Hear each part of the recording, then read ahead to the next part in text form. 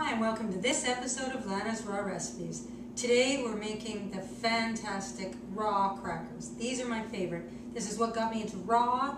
My friend Jose Fontaine brought me some raw crackers at work one day and that was it. I was hooked. I had been off wheat and dairy for over a year by then, and I found that I had trouble with other grains too, and I could never really dial it right in. So when this came along, I ate it right up. I actually went out the next day and got a book at the library on raw food. I read that cover to cover the next weekend. I was actually away, so I didn't actually have a chance to start implementing any of those things other than what I already had.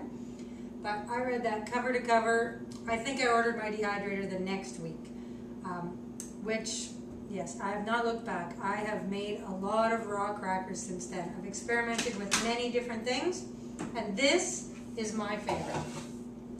I actually really love to use the pumpkin seeds and sunflower seeds. That's my main base. Now I've started putting in sprouted buckwheat groats. These make them that real crunchiness. The sunflower and the pumpkin don't seem to get that real snap to them. So it's very easy, very basic. I soak one cup dry raw organic pumpkin seeds, soaked for 6 to 8 hours in good spring water, good filtered water, whatever you use for your good water. 1 cup of raw organic sunflower seeds, soaked for 6 to 8 hours too. Now this is where the prep is a little bit more. The buckwheat groats take longer. You soak them for 24 hours and then you sprout them for 24 hours. So you let them just sprout on the counter. Now with soaking, you use good water and you rinse them first. Then you rinse them every 6 to 8 hours, 12 hours, somewhere in there. Basically in the morning and in the evening, I rinse them and then put them back on the counter, room temperature to soak. I have 1 cup soaked pumpkin seeds. Now I'm using a food processor. You can use a high-speed blender if that's what you have, but you need to add a little bit more water. I have 1 cup pre-soaked sunflower seeds. Now this is 1 cup of buckwheat groats, but because this is soaked for 24 hours and then sprouted for 24 hours, it's actually doubled in size. So that was 1 cup of buckwheat groats. And take a look at that. Just see, you can see the tail is actually twice the length of the sprout. That's what you're looking for. The tail twice the length of the actual buckwheat groat. Fantastic. They are just like life force. 2 cups, of chopped organic carrots. Oof, this is going to be very full. 1/4 cup of chia seeds. Now the chia seeds make it just a really nice texture and actually is kind of like a glue that keeps it together. And you could use flax seeds too, but I tend to like the chia seed better. 1 teaspoon of salt. Now you adjust that to your own taste. And here I have the juice of 2 organic lemons. And I have 1 cup of water, which this is just to get it going. So I'll put in half right now, something like that, and see how it goes. Now you can keep scraping down the sides and adding more water until you get a good mixture going. You want this, well, this can be however you'd like. You can have it a little bit crunchier, a little bit coarser and looking more like the seeds, or you can have them really creamy and thin like a nice dough.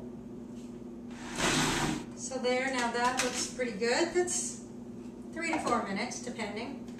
I added a little bit more water and ended up with 3 cups in there. So that is what we've ended up with, a nice dough.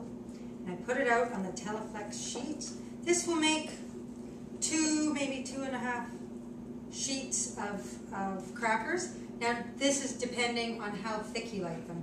You can vary that as much as you like. However you want your crackers. I vary that all the time. So I just use a basic palette knife to spread this out. And you're just looking to get an even thickness all the way along. Now, I only have 2 sheets with 2 sheets of the Teleflex liner, so I use parchment paper.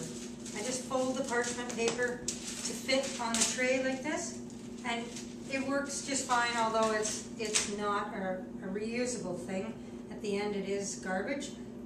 But I do find also that it has its pros and cons. One is when I spread something really thin, I can't do it on there because the parchment, when it gets wet, will actually buckle a little bit, and then you end up with seams in the back of your cracker. The Teflon sheets, the Teleflex sheets, stay really nice and flat, except I find that actually dehydrates through the sheet a little bit, so the back starts to get a little bit dehydrated before you flip it over.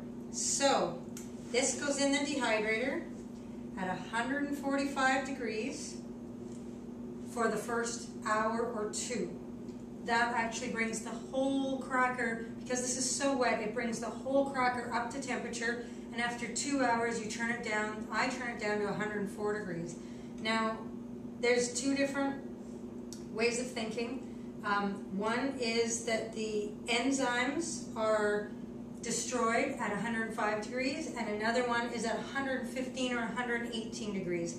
I haven't done the research on that, so I just stay with the 104 degrees.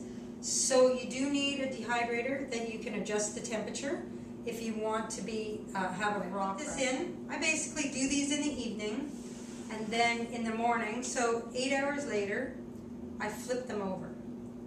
So to flip them, I put another sheet on top, another tray on top like this, and flip them over, and then peel the Teleflex sheet off, and it's ready to go on the other side. Now, one thing you can do with these, I mean, I could make another 12 videos on all the different varieties, but you can make this however you want. If you put in a cup of sun-dried tomatoes and soaked sun-dried tomatoes and put them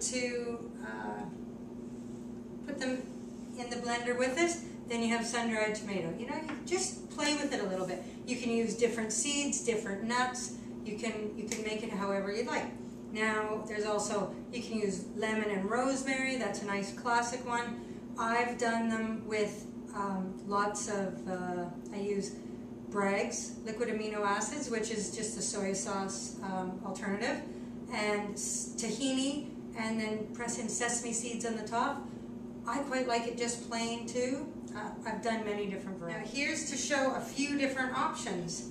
Now this one I made with the Bragg's and the tahini and the sesame seeds on top, and I made them nice and thin. These ones are gorgeous.